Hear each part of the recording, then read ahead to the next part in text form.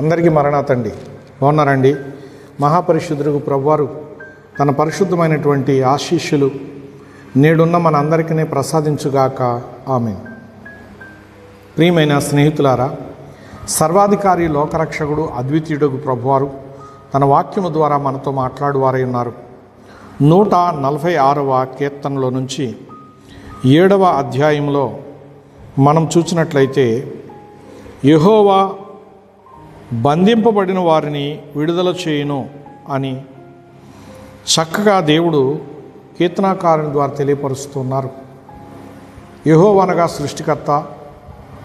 ఈ సృష్టికర్త అయినటువంటి దేవుడు తన పోలికలో సృష్టించబడినటువంటి మనుష్యులు పాపములో బంధించబడ్డారు, అప్పుల వలన బంధించబడుతున్నారు, అవమానాల వలన అనేకమైనటువంటి దుస్థితులు మానవులను బంధిస్తూ ఉన్నాయి. ప్రియులారా, ఉదాహరణకు మనము తీసుకున్నట్లయితే ఐగుప్తు దేశంలో ఇశ్రాయేలు ప్రజలు బందీలుగా ఉన్నారు. అనగా యోసేపు కాలంలో 70 మంది ఆ దేశానికి వెళ్ళారు. దేవుడు వారిని ఆశీర్వదించినందువల్ల 6 లక్షల మందిగా కాల్బలము 6 లక్షల మంది వీరులు వారిలో ఉన్నారు. మోషే కాలం వచ్చేటప్పటికి వారు వెట్టి చాకిరీలు చేస్తూ మూలుగుతూ వేదన పడుతున్నారు. దేవుడు అబ్రహాముకు చేసిన వాగ్దానమును బట్టి ఆయన 400 సంవత్సరాలు నీ సంతానము తమది కాని దేశానికి వెళ్ళి వారు దాసులై వారికి బాధలు అనుభవిస్తారని చెప్పారు. ప్రియులారా, ఆ టైం అయిపోయింది. ఇంకా దేవుడు విడిపిస్తాడని ఎదురు చూశారు. 400 సంవత్సరాలు పూర్తయింది, దేవుడు విడిపించలేదు. అయ్యో, దేవుడు విడిపించలేదు, మనము ప్రార్థన చేయాలి అనేటటువంటి తలంపు గలవారై వారు దేవునికి ఇంకో 30 సంవత్సరాల పాటు ప్రార్థన చేస్తూ ఉన్నారు.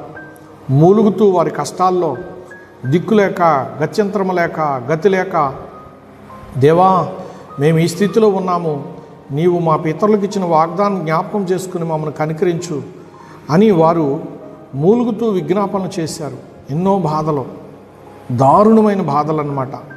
ఈ బాధలను అనుభవిస్తూ వారు ప్రార్థన చేస్తే వారికి మరి ఆ ఫరో పెట్టేటటువంటి బాధల వలన మూలుగొచ్చేసేది అనమాట అండి. శక్తి అంతా కోల్పోయి వారు శరీరంలో శక్తి అయిపోయేది. ఎందుకంటే వీరి సంతానాన్ని నాశనం చేయాలని, వీరిని జనాభాను తగ్గించేయాలనే ఉద్దేశంతో వాడు ప్రయత్నం చేశాడు. ప్రియమైనటువంటి స్నేహితులారా, సర్వోన్నతులకు దేవుడు 430 సంవత్సరాలు మరి వారిని చూస్తూ ఉన్నాడు. వీరు 30 సంవత్సరాలు ప్రార్థన చేసిన తర్వాత దేవుడు వారిని విడిపించడానికి వారి దగ్గరికి వచ్చాడు. వారిని విడిపించడం కోసం మోషేని నియమించుకుని ఐగుప్తు దేశంలో ఎన్నో అద్భుతాలను దేవుడు చేశాడు. ఐగుప్తు దేశంలో అద్భుతాలను చేసి ఆ ప్రజలను, ఇశ్రాయేలీలను దేవుడు ఆ బంధకాల నుంచి విడిపించి ఆయన పాలు తేనెలు ప్రవహించే దేశానికి నడిపించాడు.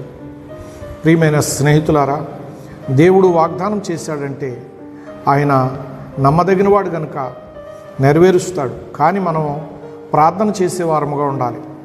ఆయన చెప్పాడు కదా, చేస్తాడులే అని ఊరుకోకూడదు. ఆయన్ని స్తుతించాలి, స్మరించాలి, గణపరచాలి, ఆయన్ని బ్రతిమలాడుకోవాలి. కనుక అలాగును వారు ప్రార్థించి దేవుణ్ణి మహిమపరిచినందువల్ల దేవుడే వారి మధ్యకు దిగివచ్చి వారి పక్షముగా గొప్ప కార్యాలను చేశారు.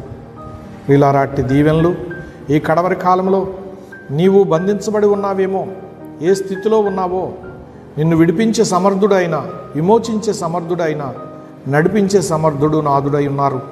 కనుక అట్టి దేవాతి దేవుని కృప నేడున్న మీకును నాకును మనందరికీ నిండుగా మెండుగా ప్రభు అనుగ్రహిస్తూ తన హస్తముతో మనల్ని నడిపించునుగాక. ఆమేన్. చిన్న ప్రార్థన చేసుకుందామండి. ప్రాణప్రియుడైన యేసుక్రీస్తు ప్రభువానికి స్తోత్రములు. ఇదిగో నీ బిడ్డలు నా ప్రభు ఎవరికి చెప్పుకున్నా తీరని సమస్యలతో నీ తట్టు చూస్తున్నారు కనుక నీ ముఖకాంతి వారి మీద ప్రకాశింపజేసి వారి సమస్యలన్నీ తీర్చి వారిని విడిపించి మహిమనందమని మహిమాస్వరూపుడగు ప్రభువుకి అందరి పక్షముగా యేసు నామమున మనవి చేసుకుంటున్నాను పరమ తండ్రి. ఆమేన్. మరణాతండి.